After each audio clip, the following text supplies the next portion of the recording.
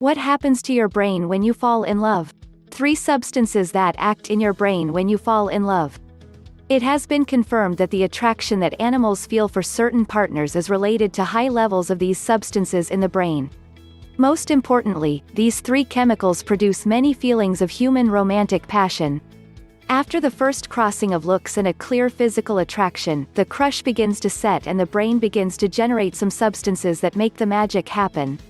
That is to say, we have uncontrollable desires to see the person, we think a good part of the day in it, just as we have other types of disorders such as fear of rejection and an almost mysterious sense of well-being. An author explains what happens in the brain with each of these substances. 1. Dopamine. The high levels of this substance make us have a great concentration of our attention, an unwavering motivation and a behavior that is oriented towards those who attract us physically. In fact, they concentrate in such a way on the qualities of the loved one that they easily overlook their negative characteristics. This substance can produce euphoria, and if it is in high concentrations, it can even generate insomnia, loss of appetite, tremors, acceleration of heartbeats and breathing. 2. Norepinephrine.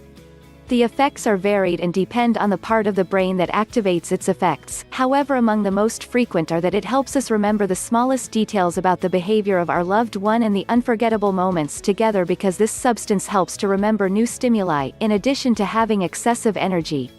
3. Serotonin. This substance can be attributed to the fact of spending countless hours thinking about issues related to that person who brings us upside down, as well as to fantasize, reflect and even obsess. That magical experience has a scientific explanation, however, it is possible to jump from that state of madness and frenzy to a relationship based on commitment and love. After a while, according to the author, it can be after a year, the production of these substances in the brain in love falls brutally, so we will have the opportunity to see our partner in all its dimension and move from desire to love.